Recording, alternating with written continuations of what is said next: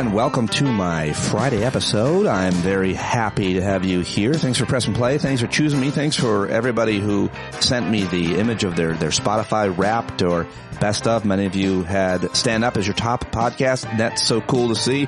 I'm so grateful for you and grateful to have you here and in the community that we have built together. Not everybody is a participant. Many just listen to the podcast, most in fact, but so many of you, of course, come to the Hangouts, and maybe you'll join us again in Vegas in April 9th. Pod Jam 3 is on, but we had a great hangout last night, almost 3 hours. Thanks to everybody who came. If you didn't make it, but you want to watch it or relive it, there's a link in the subscriber email today. All right. Joining me on the show today, very special guest. Very excited to have her for the first time ever. See, I don't always only have the regulars. I've got a lot of new guests all the time. And today I've got Francesca Fiorentini. She is of the Bitchuation Room podcast and YouTube channel. She's a longtime journalist, comedian, and commentator, and I'm very happy to have her joining me for the first time ever on the show. We had a great conversation, about an hour, and if you want to jump to it, it starts at 34 minutes. But I do have your headlines and a clip show for you, as I normally do. Sorry I wasn't here yesterday. It was because I was in the city on Wednesday taping an episode of Negin Farsad's great podcast, Fake the Nation, with the brilliant and thoughtful, thought-provoking Naima Raza and I. We're both guests, and I'll tag that episode on a future of mine. I think over the weekend I'm going to add that in. So look forward to that. And also Christian Finnegan should be joining me today. We'll be live, I think, around noon here on the 1st of December Fridays. It's the 5th, and I'm now going to share with you some headlines. Let's do the shit show, everybody. It's Pete's Headlines and Clip Show. Get in on the shit show. Yeah, John Carroll was there last night, and brilliant as always. That's him singing. And here are yesterday's headlines, starting with news that they've got a suspect in the pipe bombing attempts from January 6th. A Virginia man was charged with placing 2 pipe bombs outside the headquarters of both the Democratic and Republican headquarters buildings on the night before January 6th. 2021 riot at the Capitol, or insurrection, whatever you want to call it. Attorney General Pam Bondi and the FBI director and super weird guy Kash Patel didn't offer a motive, and also falsely accused the Biden administration of allowing the investigation to languish. So there you go. They've got a suspect, a 30-year-old man from Prince William, Virginia. And soon, I guess we'll know his motives, I suspect. I don't know. Most people probably won't even believe that's their guy and just believe in conspiracies because, well, that's where it seems like we're at these days. And the boat attack situation continues. The assassinations in the Pacific. Top military officers showed senior members of Congress video of the September 2nd attack on a boat suspected of carrying drugs and defended the follow-up strike that killed 2 survivors, the double tap strike it's referred to, as lawmakers left the closed-door meetings with starkly different conclusions. Democrats said the video deepened their concerns about the legality of the Trump administration's military campaign, while Republicans said, I thought it was great. I loved it. I want to see more of it, basically, or that at least they were satisfied that it was lawful. So that story continues and is not going away anytime.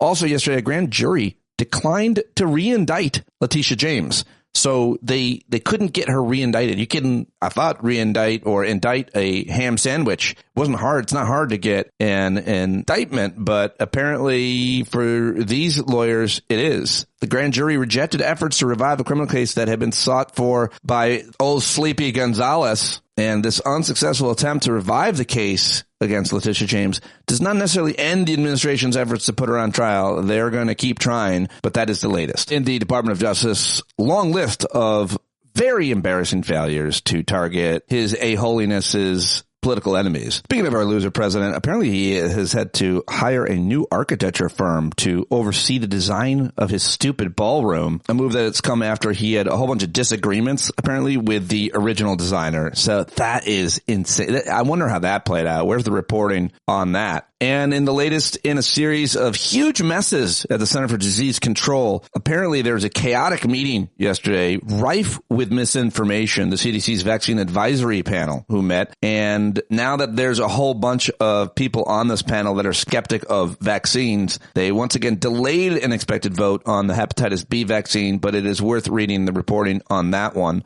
In related news, there's reason for concern about the selection for Food and Drug Administration. A woman named Dr. Tracy Beth is a sports medicine doctor and epidemiologist who's been a senior advisor to run its drug division. According to a statement from the agency Wednesday evening, she's going to lead the Center for Drug Evaluation and Research, which oversees novel prescription over-the-counter generic drugs. And she's one who led a recent report that has 10 children had died after receiving the COVID vaccine, a claim, of course, the agency made in an internal memo with no details to justify the conclusion. So we'll keep our eyes on that appointment or not. Maybe I just want to look away. Trump's right and left hands, Steve Witkoff and Jared Kushner, met with Ukrainian representatives on Thursday in Miami, 2 days after the two held talks for 5 hours with Vladimir Putin himself of Russia, according to White House official who requested anonymity to confirm the meeting. On Wednesday, the Lion King just referred to the meeting with Putin as very good, but said he was uncertain of peace deal. What comes out of the meeting, I can't tell you. Okay, of course you can't tell us. Lunatic. Let's see what else. The New York Times accused the Pentagon in a lawsuit yesterday of infringing on the constitutional rights of journalists by imposing a new set of restrictions on reporting about the military. So the Times suing the Pentagon. That's a case worth watching. New York Times also reporting that most immigrants that have been arrested in New York City have no criminal record. And I don't know that we needed a reporter necessarily to tell us that, but also yesterday, the Supreme Court cleared the way for Republican-friendly Texas voting maps. We expected that to happen. Still very disappointing to see. And those are the headlines that I've gathered for you from yesterday. Now it's time to get to the clips here. It's the clip show. Sound clips, audio bites from the day before, generally speaking, is what I do. Nobody does it better. Nobody does it better. What the hell do I know? What kind of thing is that to say? Award-winning sound bites and clip show coming your way. Awards? There's an award for this? Oh, yeah, I've got them all. All right. Last night at the Hangout, of course, we were talking about what's going on with the Somali community in Minnesota. It was great to have our friend Kathy Nathan there, who spoke eloquently and passionately about that community. But people are coming out in support of the Somali community who is being attacked by Count Flatula, and it's really ugly. It's the kind of racism that we've seen often from him, but this was bad, so bad, the comments. I'm not even going to repeat them, but he just talked about them in such terrible ways. And so the Somali community is getting support from all corners, and I thought it would be great to play a few clips. This is just some white guy on TikTok who lives in Minneapolis talking about the community there. I live in Minneapolis. I've had Somali doctors, nurses, servers, Uber drivers. There are students here. I shop next to Somali families at the Mall of America. There's an indoor soccer place near me where Somalis frequently play while their partners and their kids sit at tables and do homework or read a book or look at TikTok. There are about 60,000 Somalis in the state of Minnesota out of 6 million people, and about 500 of them are under temporary protected status. The rest are legalized residents or naturalized citizens. There are not roaming gangs of Somalis on the streets. There's not a Somali takeover, and 80% of crime here is not caused by Somalis. Shame on Tom Emmer for telling such a dangerous lie, and shame on President Trump for using the alleged actions of a small number of people to demonize an entire group of my fellow Minnesotans. Well said, well said. I like it. And now let's go to State Senator Zainab Mohammed, who stands with the Somali Minnesotans against the hatred being spewed by the president. Trump is scapegoating a tiny piece of the population, some of the most vulnerable people in our country. But Trump based his order on a report whose author has made it clear that his goal is to denaturalize and deport as many Somali Americans as possible. This is not about crime. It's not about safety. This is about purging people like me from this country. Minnesota has always been a welcoming place for people fleeing a home country that is blasted by war, poverty, and hunger. Europeans in the 19th and 20th century, Black Americans from the South, Hmong and Vietnamese, Liberians and East Africans and Latin Americans. This embrace of new culture is one of our greatest strengths. The first generation came here as immigrants, the second as Americans. They are our teachers, nurses, blue-collar workers, small business owners, and public servants. Donald Trump wants to make Americans hate each other over race and religion. That might play well on Truth Social or Fox News, but it's not going to work here in real life. Minnesotans know better. We care about our neighbors. We live and work alongside each other. Our kids go to the same schools. We shovel each other's cars out of snow. We are not afraid of each other. And we are not afraid of Donald Trump. He will lose this fight in court, and we will show his effort to divide us only brings us closer together and make us stronger. All right. Good stuff from her. And one of the most famous, well-known Somali Americans is Congresswoman Ilhan Omar, who's been attacked over and over by a president. Yesterday, she was on MSNBC, Ana Cabrera anchoring, and I'm just going to cut out the comments that she played because I just can't. I won't play them on this show. I'm sure you've heard them. You don't need to hear them again, is my take on that, but here it is. Thank you for being with us. The president attacked you personally yesterday, and I want to play more of what he said. He said a lot of things, by the way, but in this clip, he said that Ilhan Omar and her friends are garbage and that they're garbage and all they do is complain, which is hilarious because that's all this stupid motherfucker does. Anyway, here's her answer. Congresswoman, how do you respond to that? Well, thank you, Anna, for having me. I would say the president's obsession with me and the Somali community is really unhealthy. It's creepy. And I hope that he gets the help that he needs. It sounds like he is trying to deflect from the failures that he's had as president.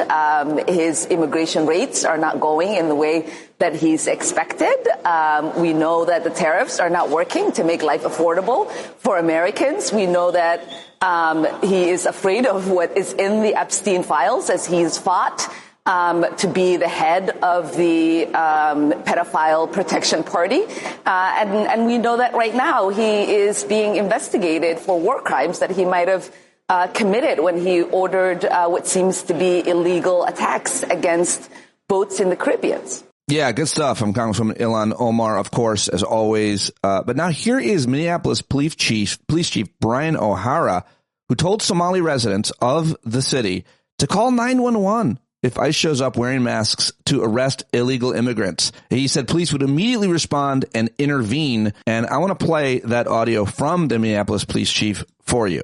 Folks that are masked, that they're not sure if they're law enforcement, that they may be kidnapping people. Like we have had those reports.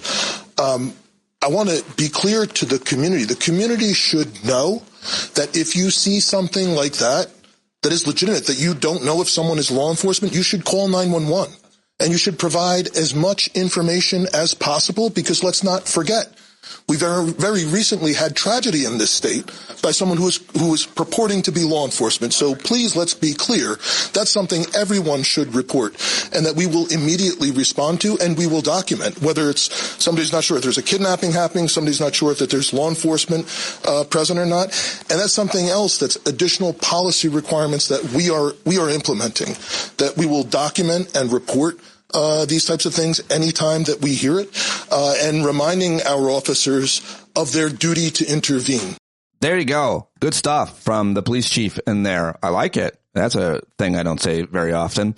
Okay, let's move on to another story, which of course is another scandal, huge scandal. These strikes in the Pacific on, quote, alleged drug smugglers.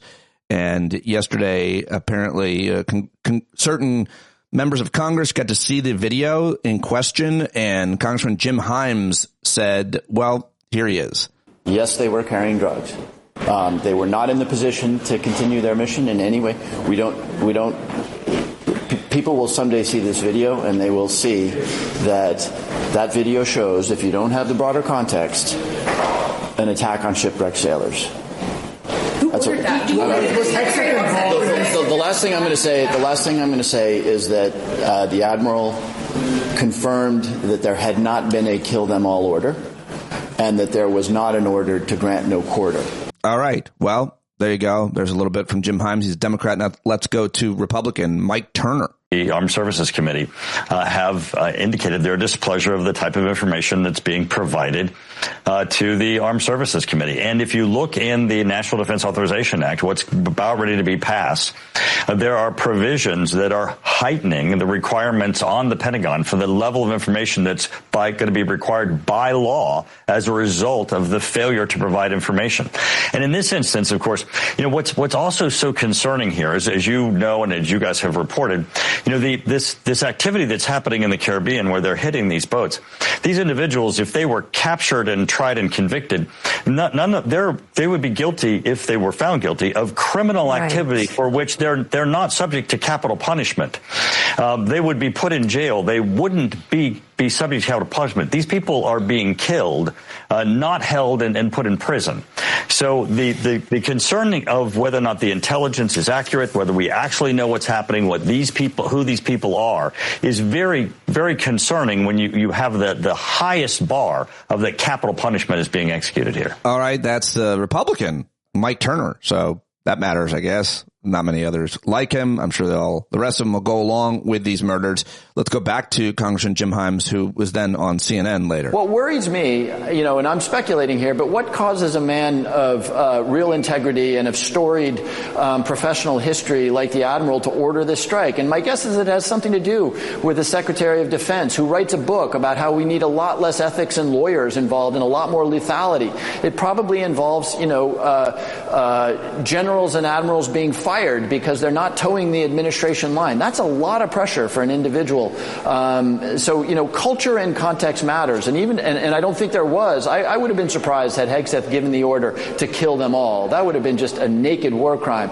But the context matters here. And this was a context in which the commanders understood that, disagreeing with your superiors probably means you get fired, and that they are looking to stretch and maybe even exceed the boundaries of the laws of armed conflict. All right, there's a lot more to say and play regarding that issue and incident and horrible practice.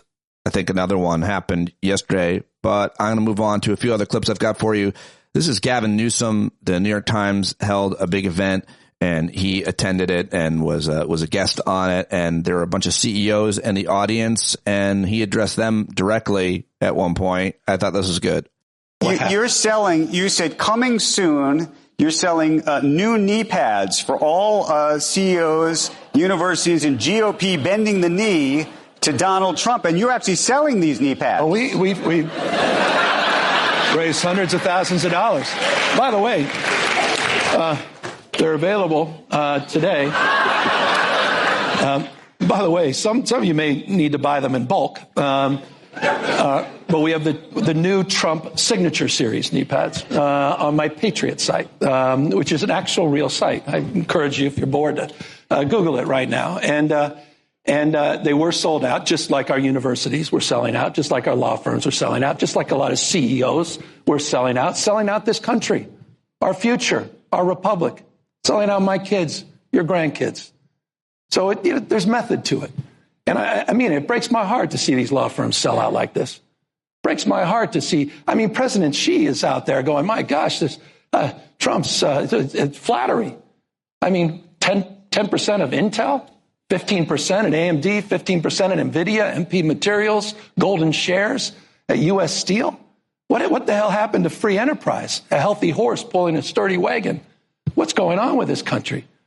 What's going on with a country? The President of the United States shows up, but the one group that shows up before him are members of his family to make sure they get the golf course approved, to use the tariffs as leverage to get personal deals done.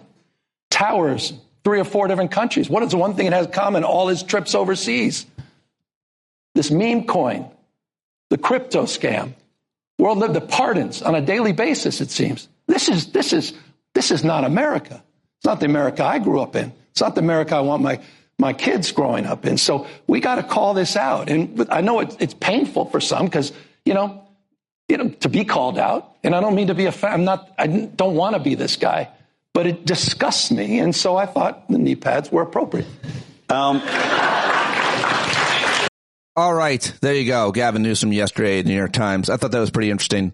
Later on in our conversation, Francesca Fiorentini craps all over Gavin Newsom. I thought that was also very interesting. That's coming up in the conversation. But let me go back to some economic reporting from NBC yesterday. Private payroll. Hey, Joe, a big miss on the ADP payrolls.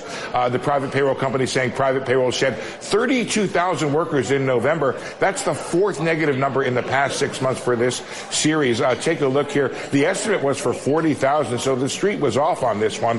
And how did you get there? Well, goods producing shed 19,000 workers, service producing shedding 13,000 workers. But the big story here, and I'll show you more detail on this, is what's happening with small business, down 120,000. Medium and large business doing okay, up 51 and 39,000 respectively. But take a look at this chart here. Virtually all of the job losses have come from small business, which has been negative in 6 of 7 months since April. Without those losses, ADP numbers would actually be positive. But you can't get rid of it. You can't exclude small business.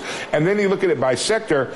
Well, we've seen those two sectors do it. Education, health services, leisure, hospitality leading the way. But manufacturing down, information down, and professional business services down by 26,000. Also, another sign of weakness in the job market. Job stayers, their wages up 4.4. That's down a tenth from the prior month. And job changers, that was a big number, or had been. That's down 0.4 of a point to 6.3%. So, Joe, at least according to ADP, additional weakness in the job market, and small business getting hammered. And there is some information that some of this may be coming from being hammered by the tariffs.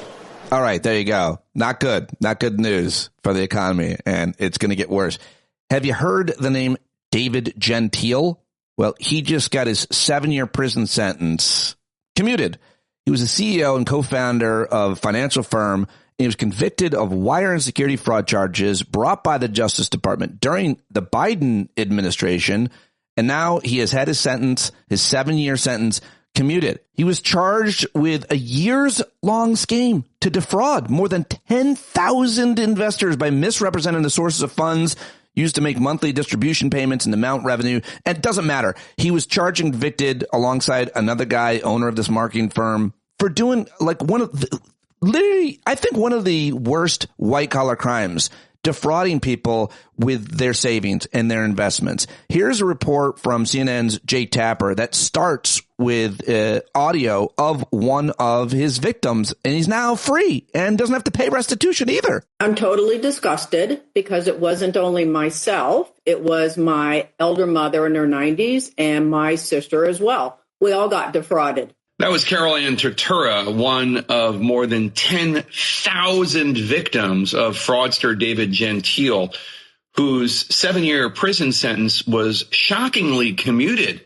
by President Trump just a few days ago. He was sentenced to 7 years in prison. He served only about 12 days. And when you read the letters of his victims that the prosecution submitted to a judge earlier this year, they're really heartbreaking.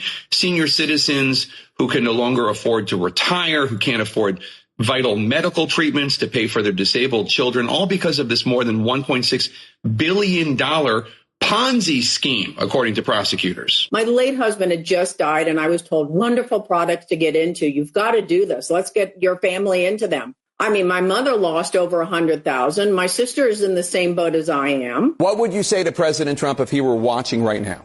I'd ask him why he did this. It makes no sense. And that is the question. Why on earth would President Trump commute the sentence of this fraudster? Well, here's what the White House said when asked earlier this week. This is another example that has been brought to the president's attention of a weaponization of justice from the previous administration, and therefore he signed this commutation. So who brought this alleged weaponization of the Justice Department to President Trump's attention? Who? I asked Caroline Leavitt. She did not respond, but I'll tell you who it was not.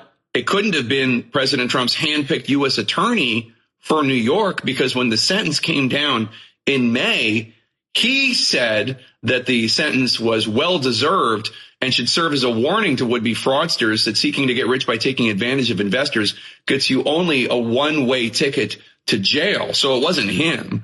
And it couldn't have been the assistant director in charge of the FBI's New York field office, because he too, when that sentence came down in May of this year, said that Gentile and his co-defendant, quote, wove a web of lies to steal more than $1 billion from investors through empty promises of guaranteed profits and unlawfully rerouting funds to provide an illusion of success, unquote. So who was it? Who told President Trump this story that this was weaponization and not actually justice? Whose story was more compelling than the stories of people like Carol Ann and the more than 10,000 victims who have real hardships now because of Gentile? Who? I'm just asking, because the American people deserve answers and these victims deserve answers. Unbelievable. Just unbelievable. How could anyone be okay with it? It's outrageous and outraging. If you're not outraged, I don't know what to tell you about it, but real gross. And I feel like that headline is flying under the radar because of other high profile pardons and commutations that Darth Tax Evader is handing out, including the one about the former Honduran president. And that was a question that came up in a conversation with CNN's Kate Collins and outgoing Republican Senator Tom Tillis, who's been a critic of the administration because, like I said, he's outgoing. Well, I want to know who is responsible for making the pardon recommendations, what they're thinking. Again, the president is not going to review the pardon applications and go through all the details. He's going to take a recommendation from his staff. Many of the things that I think are going on in this administration that I have a problem with are not with the president. They're the advice that the president's being given. How on earth can you threaten a potential land war against a thug and a narco-terrorist who plays like he's the president of Venezuela and then go easy on someone whose investigation that led to an indictment started in the Trump administration? So by his own former personal attorney. These are the basics that concern me with the advice coming out of the pardons office, like the January 6 protesters who killed or were responsible for the death of people on Capitol Hill. Look, I get the over-prosecution. There were a lot of people who went to prison. Biden he over-prosecuted. It was vindictive prosecution. It was wrong. Should they have been fined? Should they have been given an education? Yes. But there were hundreds of people that should not have gone to jail or gone to all the expense that they did. But these thugs, these people that breached the building, told everybody else to come in, who assaulted police officers, there's no way they should be on the street today. And anybody who made that recommendation to the president needs to be held accountable. Accountability. So un-American of you. Not a characteristic, not a quality that we unfortunately demand. We demand it. We just don't get it. Not enough of us demand it, I suppose.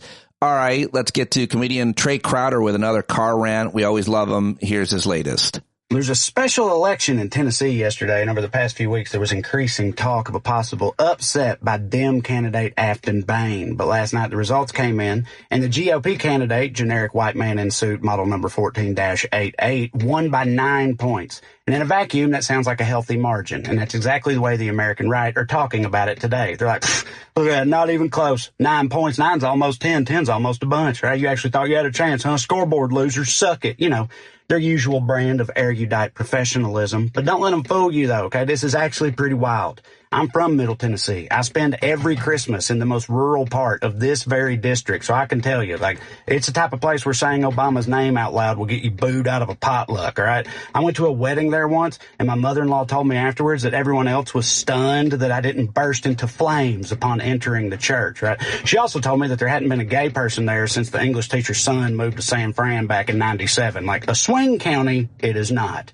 Right? In fact, this district is one of the most deeply, solidly ruby red parts of this whole country, all right? I promise you. Trump won this district by 22 points a year ago. So don't let them bullshit you. The fact that they had to spend millions of dollars and call in every big gun they have just to defeat an outspoken, progressive woman in a district where all three of those things are heavily frowned upon by only single digits, like, however they try to spin it, they ain't not shitting the bed over this, okay? But the real question is, how much does it mean? You know, because everybody on the left knows we've been here before. We've danced with the alluring and ethereal siren known as hope, and we know that all too often the clock strikes midnight and she's replaced with the cruel, pumpkin-faced hussy of despair. Right? We know, but still, the possible implications of this outcome are too delicious to be ignored, right? Because the margin here would have been enough to flip more than 30 other Republican seats in a razor-thin House. That has to make the GOP nervous going into the midterms, and the best part of it all, they've done this to themselves, right? They gerrymandered Nashville into 3 separate districts, and they tried to dilute those votes with the surrounding rural areas because they assumed that the MAGA base could never be swayed. They assumed that they could squeeze these people as much as they want to, and as long as they left one arm free for pointing and laughing at the immigrants and trans people being squeezed even harder, that the base would stay in line, right? And they followed this strategy all around the country. But Afton Bain made gains in every county, including the reddest ones, and not all of these new districts they've drawn are as safe as Tennessee 7 was either. So just the idea that Republican hubris and greed could actually result in them shooting themselves in the foot and accidentally bringing about a blue wave because they took their own voters for granted straight into my veins, y'all. And look, there's a long way to go, and I damn sure ain't counting no chickens yet. I'm just saying, like, God damn, how sweet would that be, right? Love yous. Special night, I don't know, on the off chance you looked up from your phones tonight, you may have noticed a supermoon.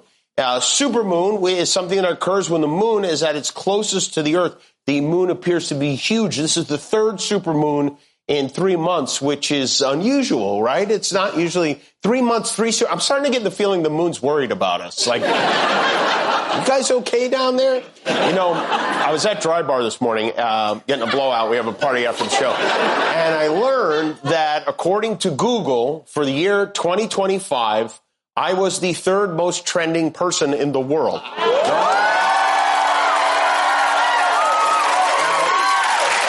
I'm not sure if it's an honor because number 1 was a singer named David who spells his name with a 4 instead of an A, who is a suspect in a murder, which I guess got him bumped up. Number 2 is Kendrick Lamar, who murdered Drake this year at halftime of the Super Bowl.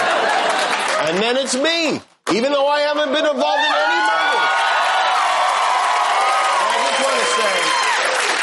I just want to say I couldn't have done this. None of this would ever have happened without the support of loyal viewers like President Trump, who has done so much this year to raise awareness of our show. Thank you, Mr. President, for making me number 3 in the world. Somehow I finished ahead of the Pope. Eat it, Leo.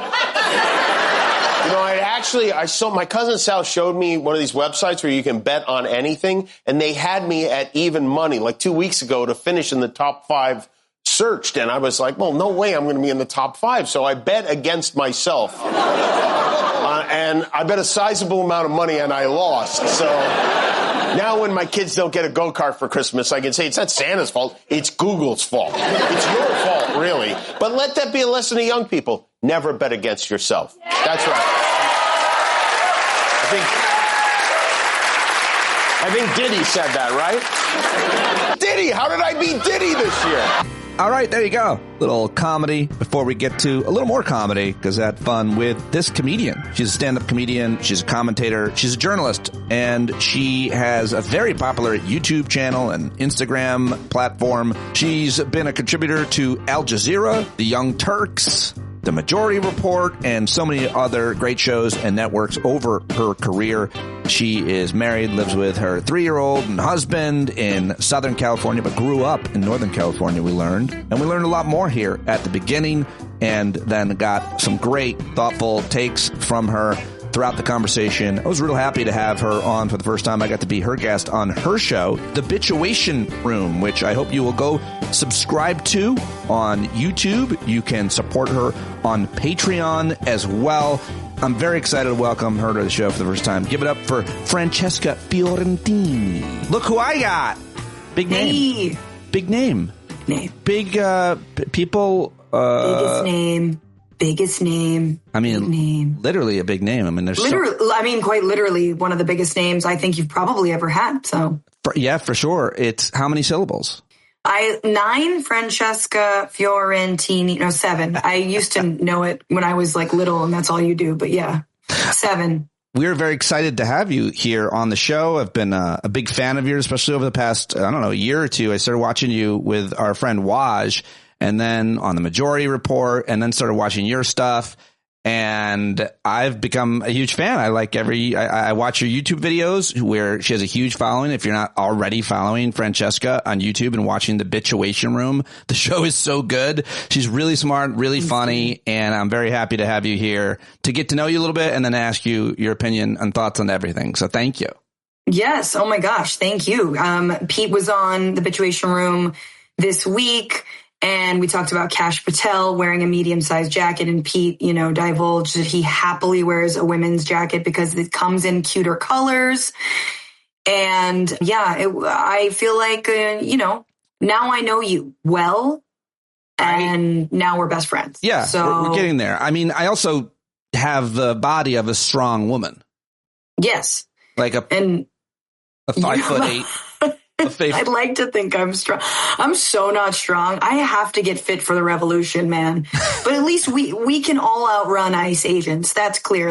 No one should fear that. But I mean, tanks and shit that they're going to throw at us. Well, that's a good way to start in with what I wanted to do, which is I wanted to do a few questions about you and your life. And so I decided I'd go to your Wikipedia. And I had already decided that,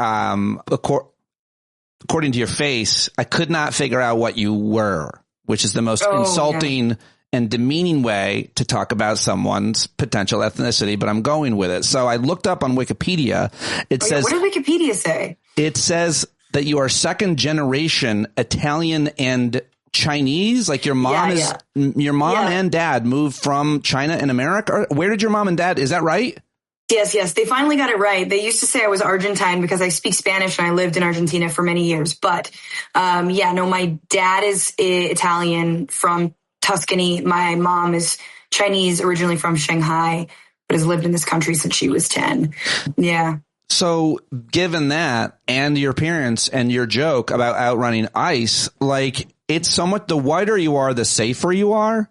Sure. And you're off-white. Are you, I'm pretty pale these days. Have you dealt with bigotry and racism in your life at all because of that? And do you feel in any way any less safe now given the regime of stormtroopers in your state?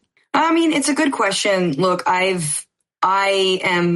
be pretty white passing and kind of in the eye of the beholder. It just depends. Some people are like, nah, not at all. And some people are like, yeah. But thankfully, I have not been in those crosshairs. However, my mom has definitely been stopped at the airport for trafficking fresh fruit because, they know they're Asians. And she was trafficking fresh fruit, but she ate it on the plane. Okay, motherfuckers.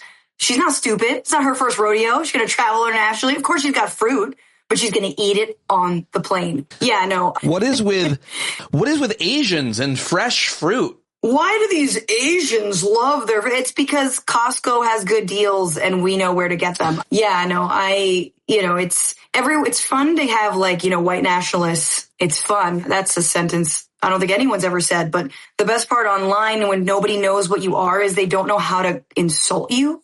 They're trying to figure out what ethnicity and what slur to throw at you. And because my name is so Italian, my name, Francesca Fiorentini, it does kind of sound like a slur. It sounds like a made up Italian name. It sounds like when MAGA decides Italians are not white anymore, they're going to be like, you're just a little Francesca Fiorentini. It's so many vowels. But yeah, man, it is rough out here and I am not thankfully in the crosshairs of it. However, so many communities and our neighbors and our friends are.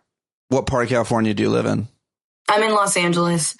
So, it's been really chill here. We just had a fire, burn down 2 massive neighborhoods and then ICE. Yeah, it's been a really rough go for that beautiful state. We can talk only about California if we wanted to, but back to you and your life. You grew up there in California. Public school girl? Yes. Public school girl. I don't know if that's the song, but it should be.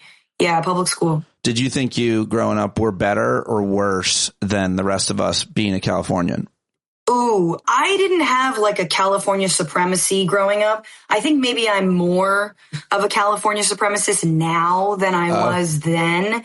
But I definitely felt when I was younger that, growing up in Northern California, I was like, oh, the whole country's kind of liberal, right? Like I very much had a skewed idea of progress and everyone being like, hey, we all grew up like singing songs like the earth is our mother, and we're like, honoring our native ancestors, right?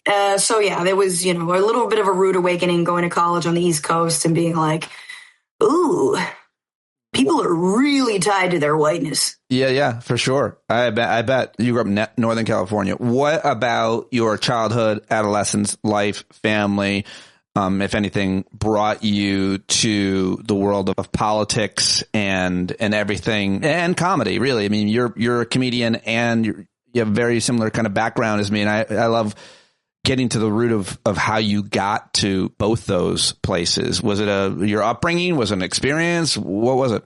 I was kind of always the class clown, middle school, high school. I got those superlatives. I was a theater kid. I did improv, all that. And then I'm just sort of like generally an angry, righteous person. I think that I've always had that streak. And when I was 17 is when Bush won the presidency / stole it. And I remember my senior year, I couldn't vote in high school, but I wore a little pin that said ambushed. And I thought I was so clever and blah. And then in 2001, I want to say it was 20, whatever, but 2001, I went to school at NYU in New York. And in September in 2001, I'm not sure if you remember, but there were these big buildings, and they someone flew up. There was a plane, and anyway, they fell down. And You're allowed to make the jokes because you were there, but I was there too. And I can't believe that you moved from California to New York, I guess probably late August, to start college at NYU.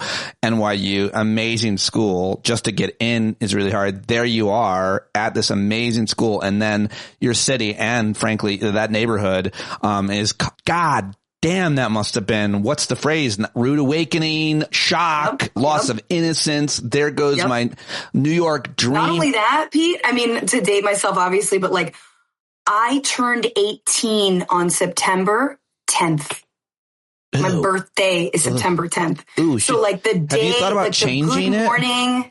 What? Have you thought about changing it ever since? Now Charlie Kirk died on September 10th, so I'm kind of sick about it. I love it, No, just kidding. No, so it was such a rude awakening. It absolutely changed and radicalized me because not obviously the terror attacks, which were terrifying, but also the response and the fact that here we were broken and trying to understand what happened and really trying to not do any more harm, at least in my opinion. And we were marching off to war. I mean, almost immediately. And that felt totally wrong to me. That felt like a dishonor. In fact, the 9/11 families still to this day call it a dishonor to the legacy and the memory of their family members to have marched into war. That's when I joined the anti-war movement. It kind of became more political. And then only later on, years after, maybe 5 years, 6 years after, was I able to finally go back to comedy, start stand-up. I actually started stand-up when I lived abroad in Argentina, and just kind of be here I have very disparate parts of my life. I'm super into politics. I'm an activist. I was working in alternative media, around 2004. And also, I think all of us, we can't do good in this world unless we are really actually tapping into what we're good at. And if you're good at entertaining or telling jokes or being kind of a dumbass or whatever it is, I think the world's going to be better when you actually use your gifts to make the world better. So that's what I finally realized. I was look, I can't just be a hardened activist. I can't just be a militant. I'm actually really bad at doing meetings. I'm super impatient. So let's get back to some of this comedy. Let's get back and let's find a way to go forward with that. And so that's how I was able to, I got this job at Al Jazeera.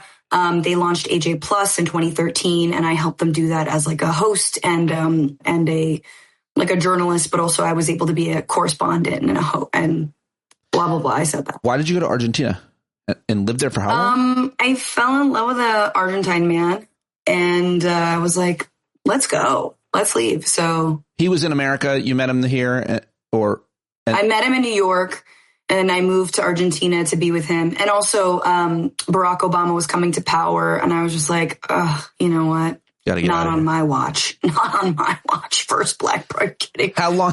Not on my watch is hilarious. And so you lived there how long? I lived in Argentina for 5 years. Holy shit. I did stand up there. I did a weekly show called in English. It was like an English language stand up show called Gringo. So it was super cute. And it was a great, super low stakes place to cut your teeth when you're just starting out, obviously doing stand up. And then AJ Plus was based in San Francisco. And so moved that back there and started doing stand up also in SF. That's how it was for me starting comedy in Syracuse. Really low stakes place. So just quickly on Argentina, I mean, you must have a lot of thoughts and opinions about obviously the country, but South America, culture, and everything that is kind of happening right now. Because we're starting a war in a new hemisphere, which we haven't really gone. We've always been involved in Central and South America, obviously, but more in secret wars. And now the Seventh Fleet is off the coast of Venezuela, but I'll get into that, I guess, with you. But I guess my question about Argentina was what would you say about their culture, your experience living there?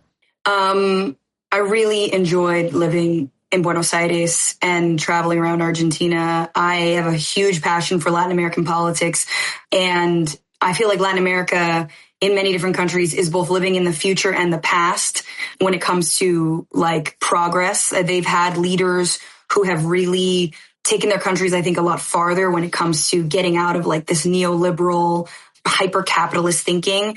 Living abroad also, and I think if you guys have lived abroad, living outside of the States, people are way less focused on money and way less focused on status and career. Here, the first thing out of your mouth when you meet someone is what do you do? What do you do? What do you do? In a lot of countries, that's sort of an absurd question to ask someone because it's how do you make money? It's I'm human. I'm here. I think a lot of other countries, Argentina included, are a lot more, they're less planned. It's less we're going to hang out for 15 minutes on December 29th. It's just a little bit easier and chiller. And so I have a lot to say about my time there. I know Argentines get a really bad rap for being kind of stuck up, and they super are. But Argentina is a huge country. 65% of the people there have indigenous backgrounds. It is incredibly rich with labor history and working class history and a struggle. So it was fantastic living there. And I was ready to move back though. I was I hadn't reached a point where I was it's time to move back to the States. Really, maybe we should or you should just do an episode about the whole money, status, career thing. I hear that a lot. I've only lived in America. I've traveled a bit, so I know kind of what you're talking about. But I think that's such an interesting thing. And now a lot of people are moving out of the country. My daughters are probably going to go live in Italy. They're Italian citizens with my ex-wife, and who's also a citizen. So it's they're going to go to Italy? They're going to move. They're all talking about moving there in a year, in September of next year. They definitely are. And so I'm really excited for them to kind of get a taste of that, specifically because of what you just said there about the money, status, career thing. I think that's fascinating. I want to talk about it further, but just Argentina, I think I can name two: Pope Francis and Lionel Messi, right? That's right. That's it. Are there others that are well known? Is that it? Can you name you've got, Eva Peron, and those are the classics. Oh, you got all the Nazis that are hidden there. A lot of Nazis. Oh, right. And former SS who are hidden there. But Messi and Bergoglio, as he used to be named, are pretty big up there. Okay. So just a little bit about your career in media too. You've worked, as you mentioned just now, at Al Jazeera. You were then at the Young Turks as a contributor for several years, almost 10 years there. Mm-hmm. And you left there and started your own thing. Do I have that? Were those the main three places that you've kind of been? Yeah. I mean, I've done a lot of freelance work with National Geographic as a correspondent. With MSNBC, I had a special in 2019 that was like supposed to be a pilot. It was a pilot, but didn't go nowhere, of course, like all pilots. And then I was a contributor to TYT over the years. But I started my podcast, The Habituation Room, in 2020, just to call my own audience and community and people who also are like into this intersection between politics and comedy. I think, something I learned from being in the activist world for a long time was that we are so self-serious. I mean, for good reason. We're fighting, fascist authoritarians, repression, but so much of what we need to be doing to make our movements more attractive and exciting to be involved in is to be a little bit less serious about everything, have fun, take ourselves less seriously, make fun of each other. I'm a big proponent of that because I think, we're in a time where, it's like there's two sides, and one side are like total pieces of shit and they relish in being pieces of shit. And the other side's like, we're perfect. We do the things perfectly. And it's like, neither of these sides are living in reality. Let's just actually be human. So yeah, I forgot what the question was, but yeah, that was sort of my immediate career. It was super salad, ma'am. Thank you. That was the question. Super salad.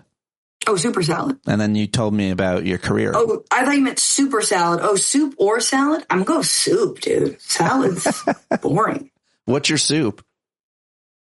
Oh, you gonna go real Italian with it? We could do a minestrone, pasta fagioli. I've got some recipes from my nonna, but I'll take a tomato bisque. I'll take a fucking, sophisticated. I'll take a butternut squash. Ooh. So having the experiences you've had in media, particularly, I guess, more progressive media, although I don't know what you would even qualify Al Jazeera. It's an international news outlet. International, yeah. But very much allowing us to, because it was international, really talk about issues from the perspective of the most oppressed, the people in the global South, people of color, and being able to center those stories honestly, I loved Al Jazeera from before when I didn't work for them, maybe more so before. And they continue to do great work, because they have journalists and perspectives of people who are actually in the places they're reporting from and aren't just reporting them from these ivory towers. So we're now in a place, and I wanted to get your take on this because you've had so much experience, and we're now in a place of media that's really hard to kind of define. You're out on your own. I'm out on my own. I worked for freaking everybody, all the major kind of media companies and now doing my own thing. And there's pros and cons, and I don't want to bore people about like the day to day or the business end of it or anything like that. I just want to ask you about what you're doing. You have a really big following on YouTube and other platforms as well. Everybody, pretty much that's anybody in progressive media knows of you and your work, probably has some opinion or not of you. But what are you trying to do with your channels, with your show? What do you think people are hearing and seeing? It was really interesting to I read some of the comments when I was on your show the other day from some of your followers, fans, supporters, people who pay for your stuff. How do you define what you're trying to do?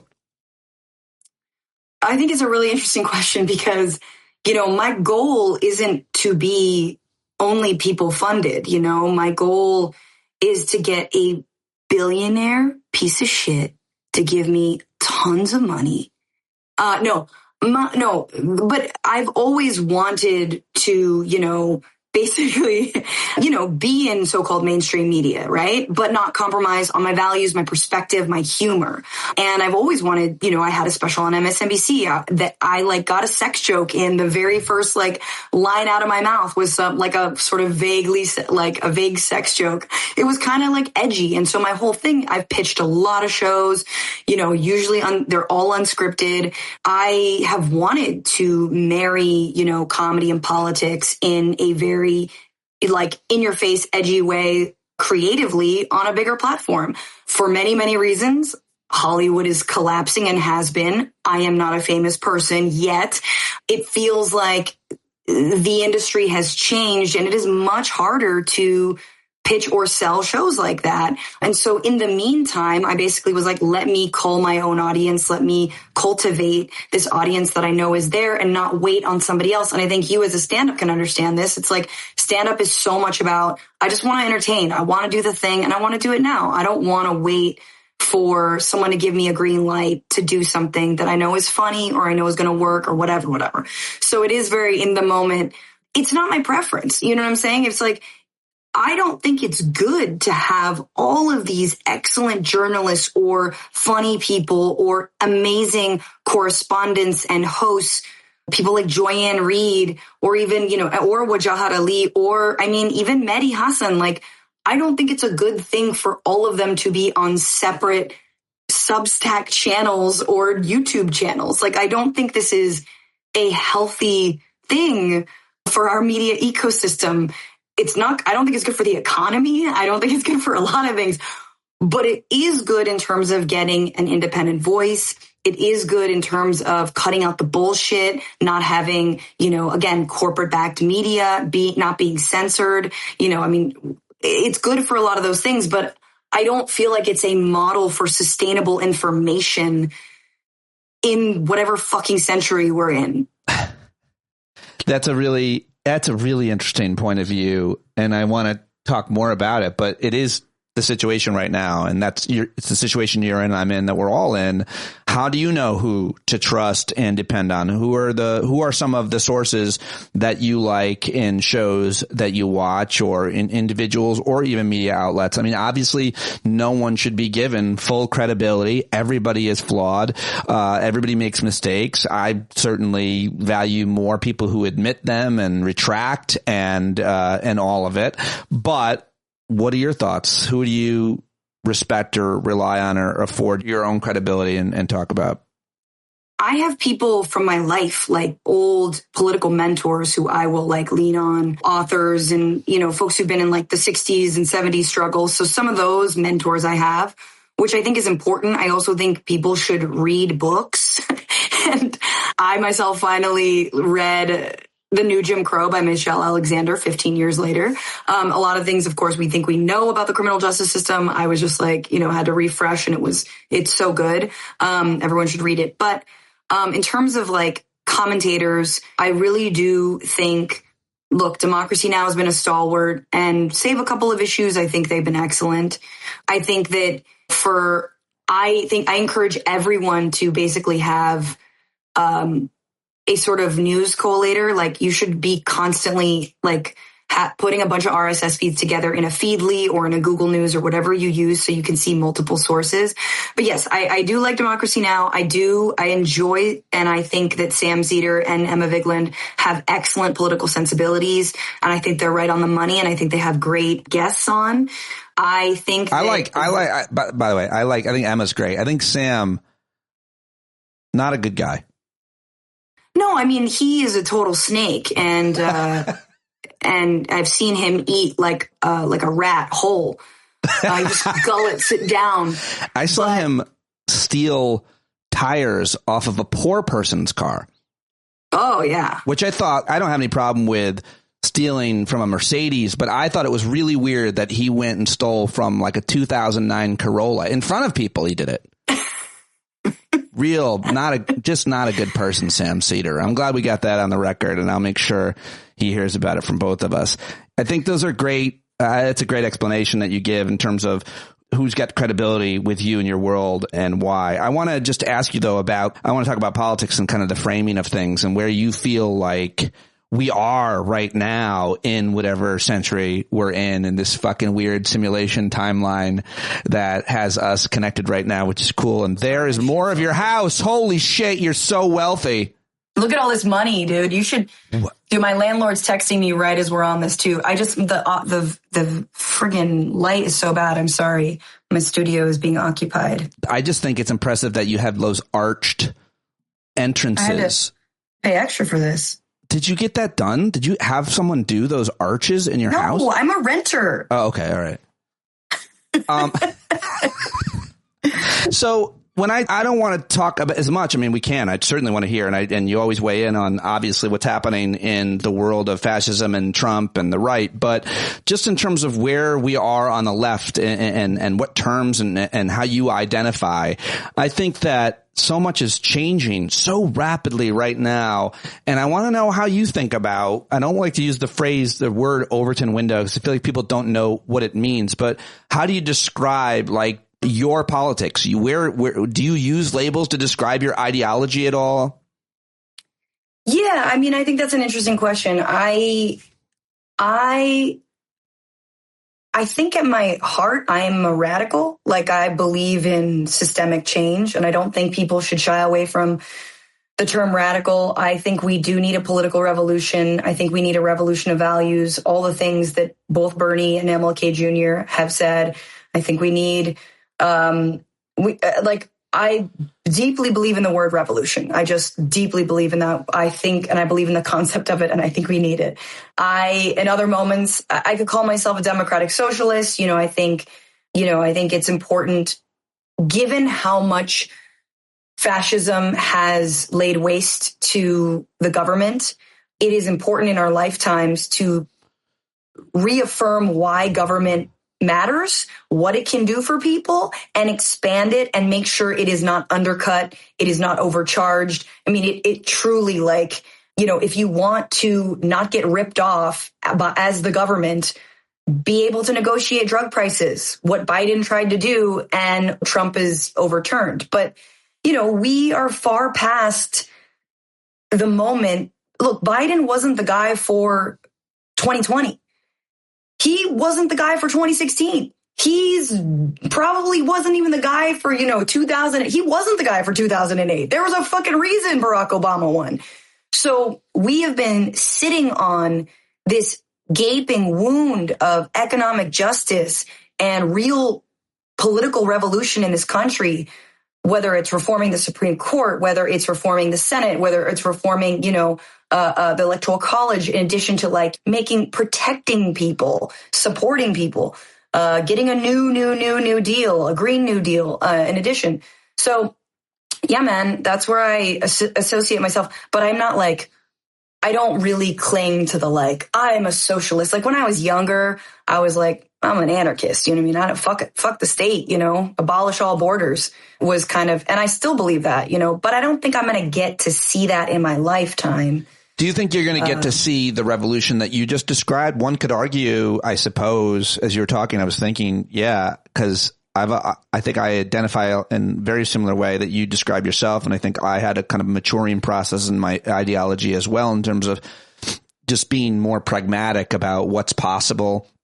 But I think you could make an argument that there was a revolution, and that's how we got to Trump in a way. And that, do you think that that's, I always said I wasn't going to talk about the right, but it does seem like the fact that he was the president once and then again is a revolution of sorts. And one might describe it's the culmination of what the right has sowed for years, which is an anti-government ideology. And you talked about being on the left, and we believe in the power of importance of government, but they have just chipped away at it and now destroyed it and cut it and drowned it in the bathtub. It's Grover Norquist's dream come true. It's headed by an absolute crazy authoritarian, the likes, I argue, the world has never seen a guy like Donald Trump. No. And I again, as you go back, though, if we live in this moment of the memento last scene of the movie where we're putting all the pieces together, you realize that Democrats have been walking hand in hand with Republicans to deliver us this moment of fascism. You realize that Bill Clinton and his neoliberal policies, his tough on crime policies, have given us the modern day war on crime, this souped up moment that we're in where all undocumented immigrants are criminals, all Black people are criminals. It's just the Democrats have paved the way to get Donald Trump. And the reality is that people don't have a positive vision of government. They don't even have a positive vision of government now because they haven't seen that government actually does anything for them. And yes, it might prevent them from dying of hunger with SNAP benefits that are $30 a month, right? Or less. But that's not the same as like universal health care, a jobs guarantee, some kind of, consumer safety, whatever it might be, protections. Like that's not the same thing. And it's certainly doesn't, when it does happen, doesn't come along with a bold vision or plan like Trump's bold vision and plan. And Democrats have yet to actually go with any kind of vision. It's always been, we can do this. We can still serve our corporate masters. And it's like, no, man, no, absolutely not. The line in the sand has been drawn. You see this with all these ostensible liberal billionaires like Zuckerberg, and Tim Apple, and them all coming over to the fascist side because ultimately that's where their bread is buttered. So I think you're right that Donald Trump represented a revolution, but if you really put the pieces together, he represents more of the natural conclusion of where I think neoliberal economic policies and a sort of rotting democracy, a democracy that was stagnant, atrophied, not expanding, not growing, where rights were being taken away from people, especially black and brown people, especially undocumented people, especially immigrants, especially women, or they certainly weren't being expanded. This is all the fucking natural conclusion of that. Who do you like? Who are your guys and the gals electeds? Do you like the AOC? Do you like, what's your opinion on the Gavin? I'm a socialist sommelier. I really like Zoran and I really like AOC and Bernie. Obviously, I think Bernie he's done a lot and we are on the wrong timeline. He should have been president now. He should have been finishing up 8 years right around now. Right. But I think he's done enough. It's been good. AOC, I do really like. I think that she has not stuck her neck out in a way that I feel like we wanted to see. And I think, Zoran has yet to come into power, but I think Zoran has really shown that you can, in the year 2025, when everyone's like, no, you got to pivot to the center, that you can actually still be bold, have bold ideas, talk about an agenda of economic justice and still win. And beyond that, you see people like Mayor Brandon Johnson, who comes from, a teachers union, head of the teachers union in Chicago. Yeah. And he is out here absolutely crushing it. He is out here implementing some of the policies like moving money from a bloated police department into public safety teams. And you've got older people in Chicago who are also progressive and have that same idea to really, center public safety. And I feel like we need to defend people like Brandon Johnson too, who are in the thick of it, who are dealing with a lot of this shit. I think that's another person I just want to lift up, in addition to, the Zorans. It sounds like, what do you mean when you say like an AOC, you would like to see her stick her head out a little bit more? What do you mean by that? I mean, I think it's important to not play it safe. I think it's important to, yes, she says things like, look, good on her for not going to Trump's inauguration. Oh my God, I can't believe Democrats actually did that. And she's like, I don't attend inaugurations of rapists. So thank you.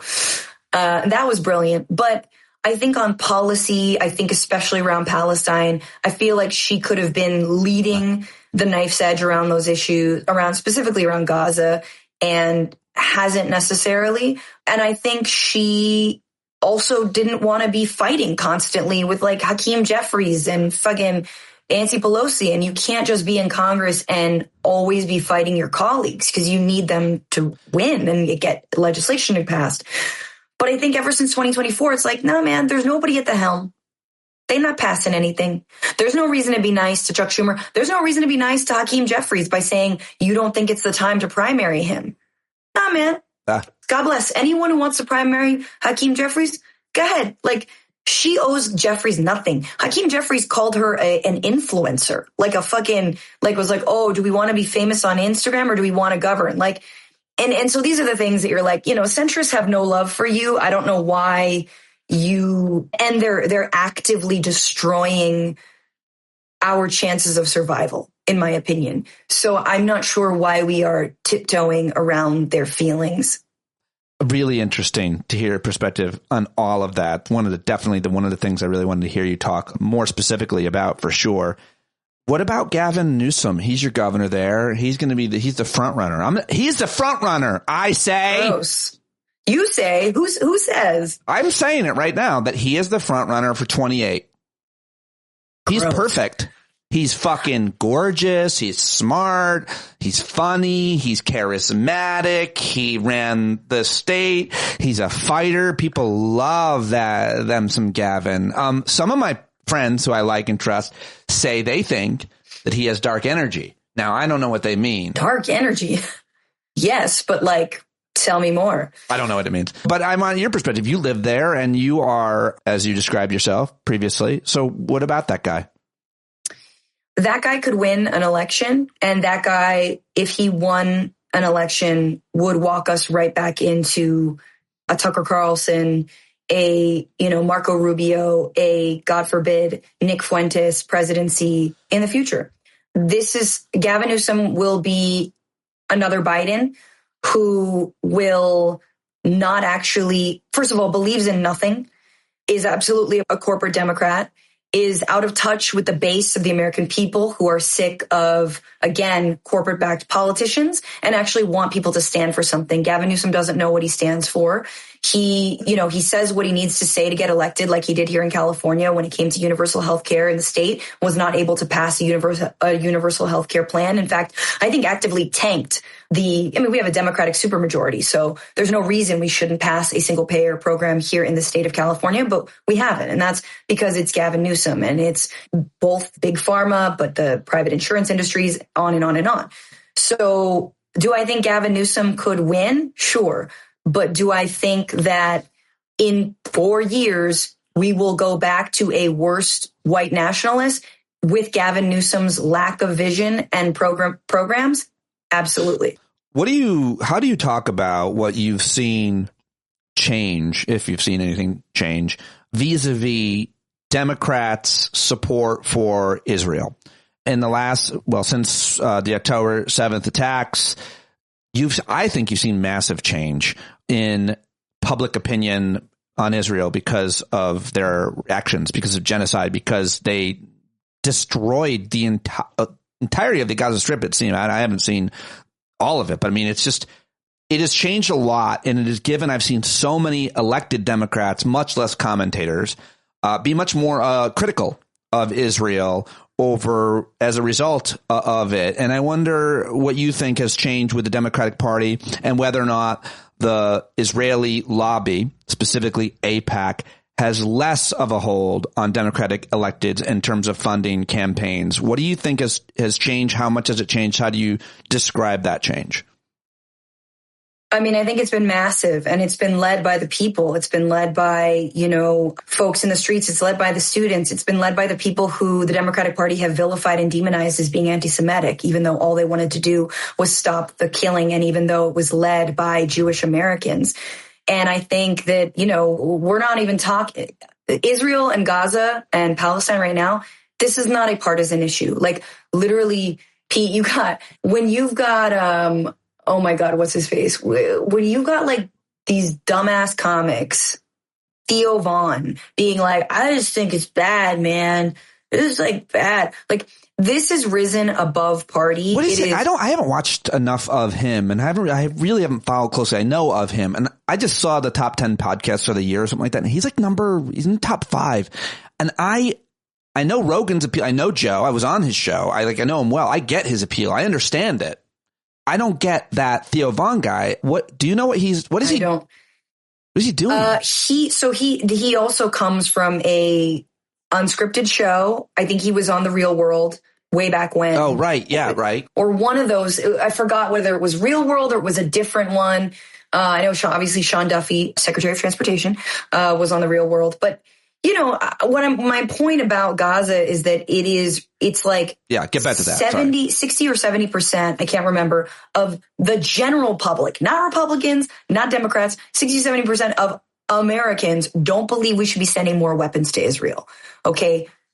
Just case in point. So if that's where the majority of Americans are, not just the knife's edge, not the leading Democrats, which I think that we need to be far more out front when it comes to really standing with the people of Palestine when it comes to, Democratic politicians and talking about possibly one state solution. What would that look like? Let's have a democratic Israel, blah, blah, blah. That's over here. But just the barrier to entry, in my opinion, for any Democratic politician or really any politician is no more weapons to Israel. Everybody wants that.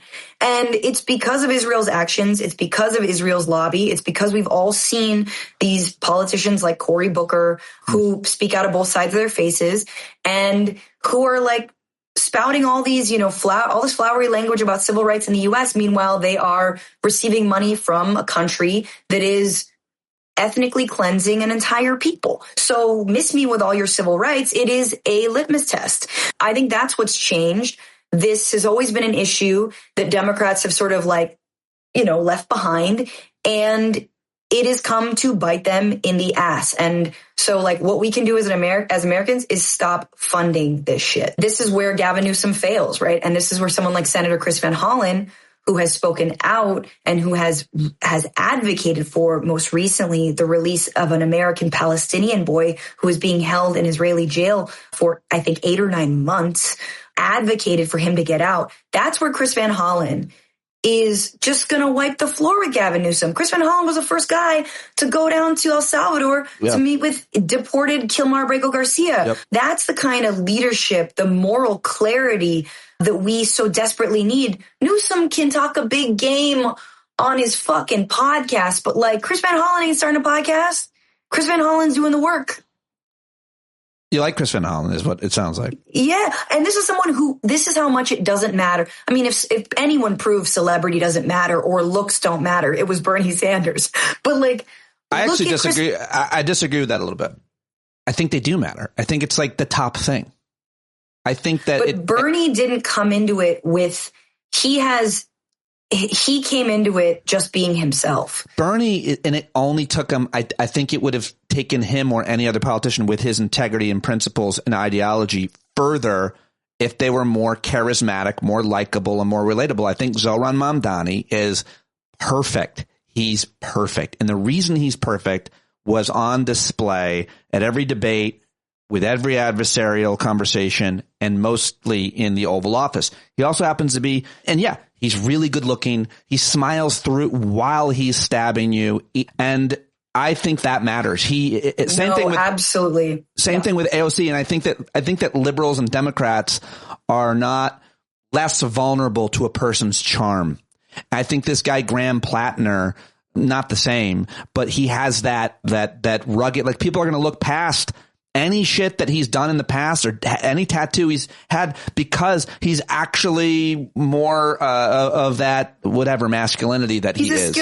I think he's a skillful communicator. Have you heard his voice? It's fucking the sexiest, most masculine, gravelly. He's down here talking and it's authentic. And I'm turned on by it, even though he might be a Nazi. And that's what I mean. I don't like this guy. I don't think I like this guy, but what is he doing to me? He's making me feel things, by the way. Same thing with AOC, same thing with Zohran, same thing with so many other progressive, I think, leaders. Yeah. Same thing with Gavin. That's his thing. They're charming. And I think that turns people especially apolitical people, much less those we're not immune to their charms and their personality. I think it matters to progressives as much as it shouldn't, but it does. No, I think Elizabeth Warren's the smartest, one of the smartest people in all of politics, policy wise. Elizabeth Warren, but she's just not. She doesn't have that likability factor. Well, yeah. I mean, then I don't think Elizabeth Warren. I don't feel like she goes hard enough in the paint, but I do think that she does have great ideas. I just don't think she is able to communicate. She feels much more like a senator, a wonk, I don't want to gender this and be behind the scenes woman, but again, she doesn't, I feel like she doesn't really meet people necessarily. The thing I like just quickly about her is because the financial crisis of 2008 is where she came on the stage and created the Consumer Financial Protection Bureau, which is a great thing that government did. Not far enough, but still, she helped usher that in. She understands things like trade and all tax policy. And I think those things matter more than so many other issues and policies. And they affect every economic policy, including health policy, environmental policy. And I think she really understands those things. She's not the best salesman is all I'm saying. Same thing with Bernie. Bernie's a great salesman because he always stayed on message. But Zoran stayed on message and was a far more likable, charismatic, convincing person who I could listen to for longer than 30 seconds. Just to drill down on the differences between Bernie and Zoran, because I think it is interesting and important, because so much of what we love about Bernie is that he's uncompromising and he's not a bullshitter. However, politics is a lot about bullshit. Yes. And there was a moment, and it was funny because in the 2020 election, I knocked doors in Nevada for Bernie. He won there. It was amazing.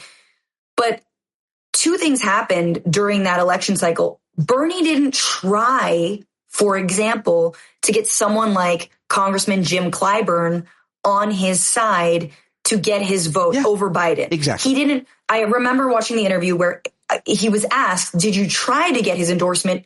And he's like, no, I didn't. Now, maybe he assumed that Clyburn was going to be all in for Biden, but like at a certain point, and this is what I respect about Zoran going to meet with Trump, is like, you got to glad hand a little bit. You've got to do the thing that you fucking hate. And this is why I don't think I could be a good politician, because I fucking can't stand people I can't stand. Yeah. And me going around and playing nice for a little bit when I actually want to rip your throat out is like, it's difficult. Yeah. But Zoran knew how to do that. Bernie does not know how to do that. And yet what was so annoying about Bernie is he had all the knives out for Clinton. But when it came to Biden, who he served in the Senate with for years, he could not, the knives didn't come out in that debate when he could have fucking filleted him. Like, oh my God, Bernie filleted Clinton in those 2015 debates.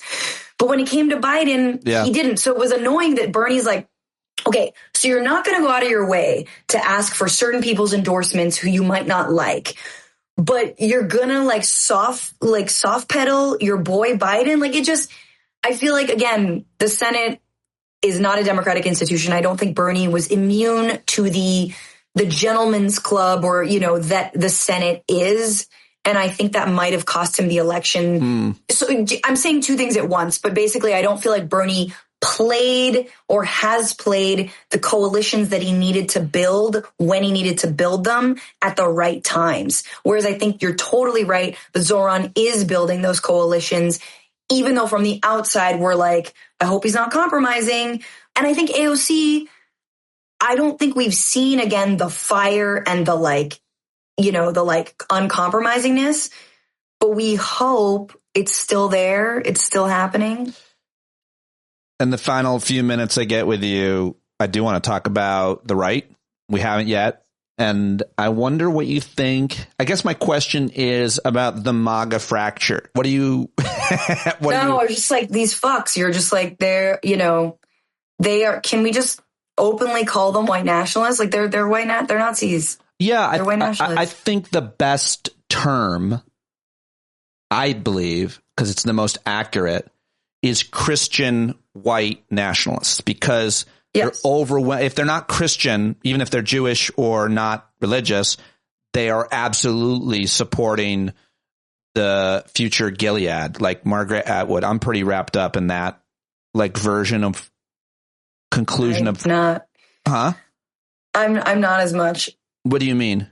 Like, I haven't read it. No, well, what I mean is, though, their fair enough, but their view of what they want as America is a view not dissimilar to a certain pastor in Moscow, I think, Idaho, who is Pete Hegseth's guy. This Christian dominion where women don't even get to vote, so forget about reproductive rights or anything else. And so Christian white nationalists is the general term that I think to describe them. But do you think, I've been describing them and talking about the fracture.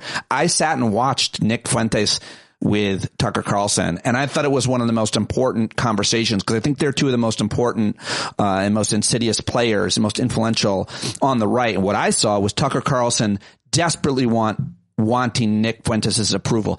Desperately. And Fuentes today is touting Trump's comments about Somalians, which is, I think, the most racist thing he's said, not done. And Fuentes they're now, I mean, Nazis were already sort of like every time they have targeted, and white nationalists have targeted the Somali community historically. And now today, ICE is specifically going to Minnesota and targeting, harassing, and detaining Somali immigrants.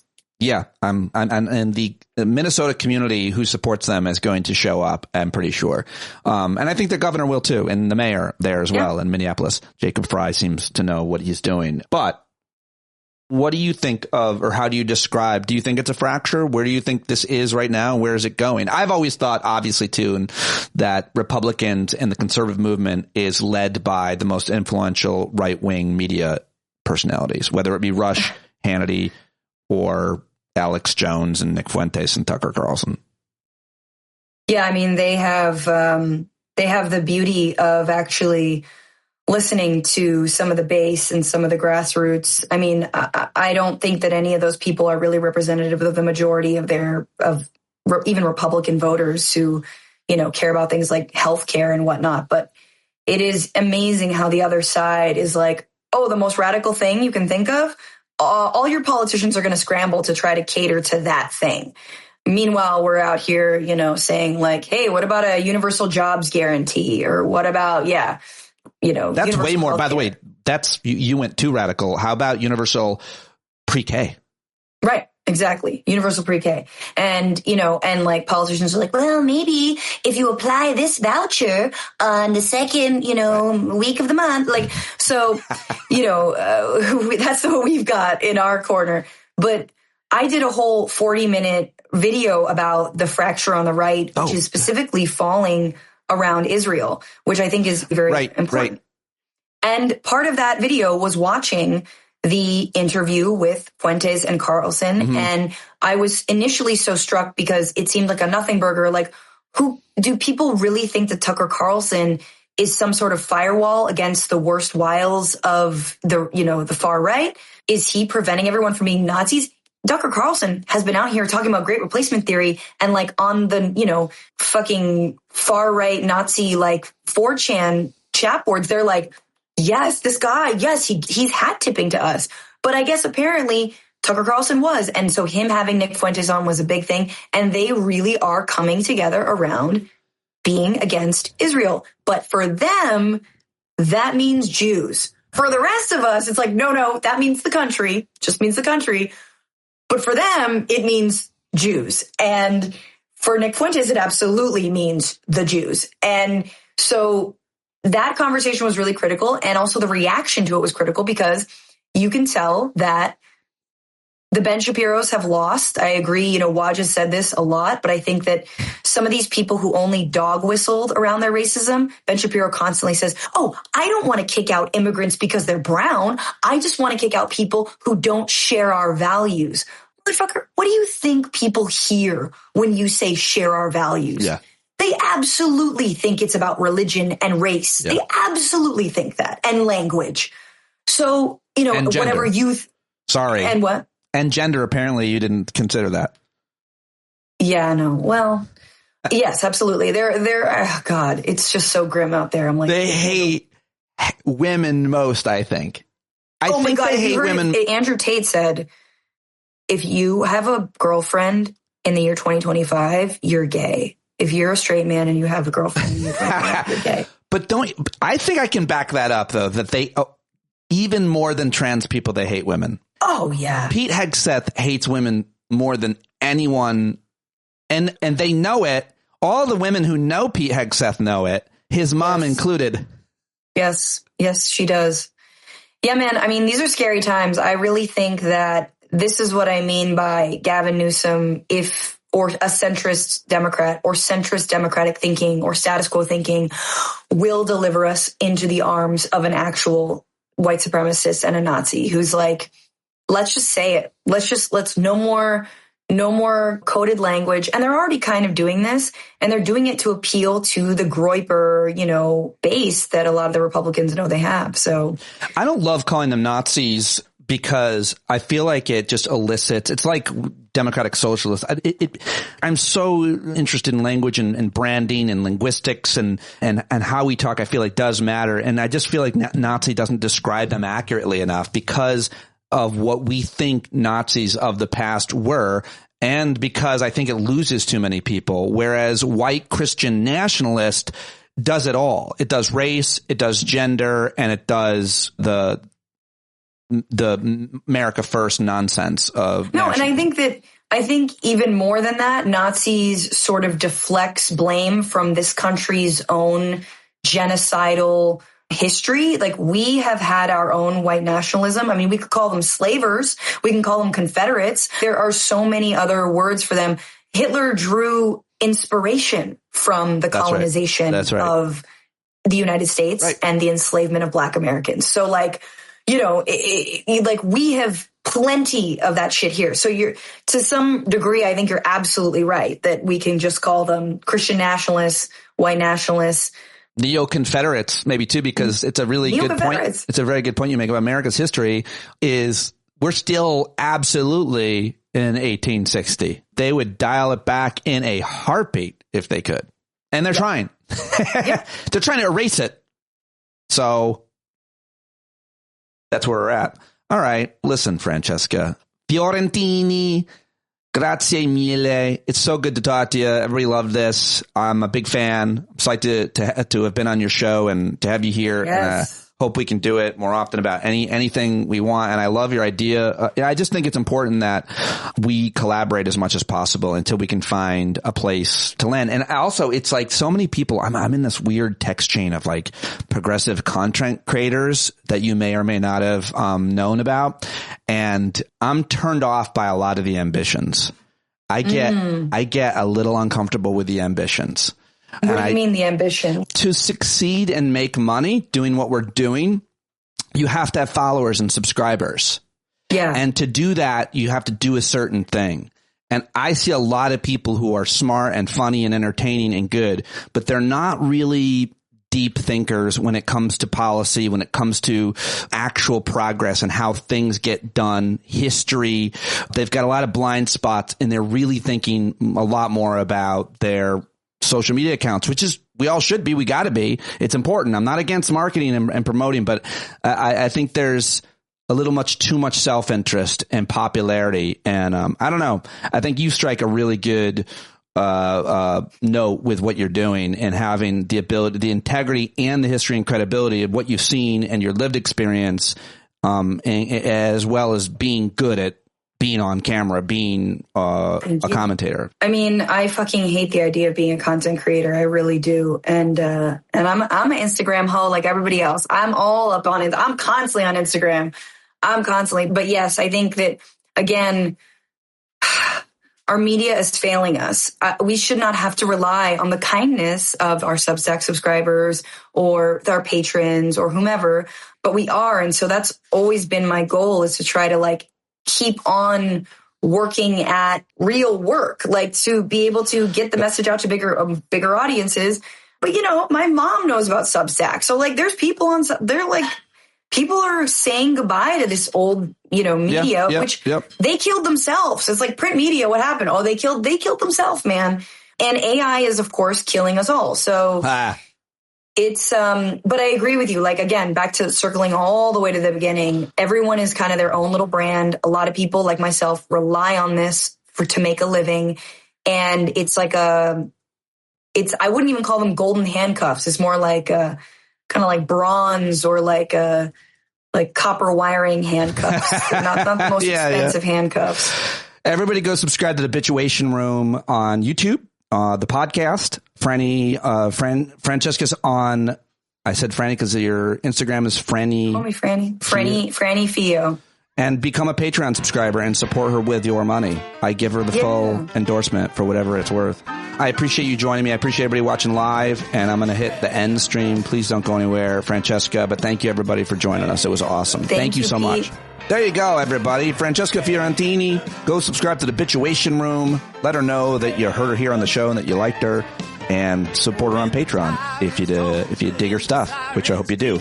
Okay, that's all I've got for you today. I should be live later on today, Friday, at noon-ish with the great Christian Finnegan. If you bumblebees are still listening, love to have you tune in. If you're not subscribed to the YouTube and the Substack, please do it now. At Stand Up With Pete is the place to go. Hope you have a good Friday. Happy to have you here. Thanks for your support. I love you very much. I'll talk to you later. Hey, you've been sitting so long, you got the creaky knees, you gotta stand up. Stand up. I think you're driving wheels with leaking grease. Boy, you better stand up. Stand up. Well, there's a whole lot more of us who know what's right. They'll keep right on ignoring us if we keep sitting tight. You got to open up the window to let in some light. You gotta stand up. That's right. You got to rise up, you got to stand up, you got to stare the devil straight in the eye. We got to let him know it's his turn to go. See it clear and all you hear is a lie. So get up off of your butt, get down off of your fence. Even if it ain't a very friendly audience, well, they'll begin to listen when you start making sense. And you stand up, stand up. Point your rifle to defend your town. Just stand up, stand up. You know they can't deny you what you're laying down. Boy, you better stand up, stand up. Show your face of every color, yellow, black, red, and brown. See the place where every lost child will finally be found. There's only one thing to do before we stand our ground, and that's stand up, stand up. Well, the founding fathers saw a land for all. They had to stand up. They had to stand up. They had a keen imagination for a crystal ball, drawing all the plans of a stand up. But all they had to go on was the time they were in, with other causes for laws, and since they weren't even sin, they knew that change was gonna come before the change could begin. They had to stand up. All right, they had to stand up. We got to stand up. We got to look the devil square in the eye. We got to let him know it's his time to go, and make it clear when all we hear is a lie. Why you lying awake wondering where the money all went? It'll be the cost of freedom that'll go unspent. You can see him flee the scene of that experiment if you stand up.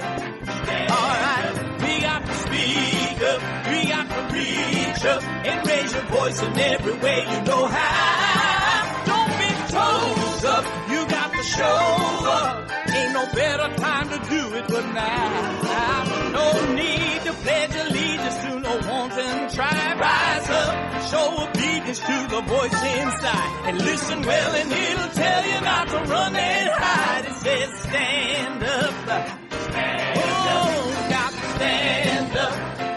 Ooh, come on, just stand up. Everybody got to stand up. In the darkest hour, stand up. People got the power. Stand up. Come on, come on, come on. Come on, come on, come on. Come on, come on, come on. Stand up.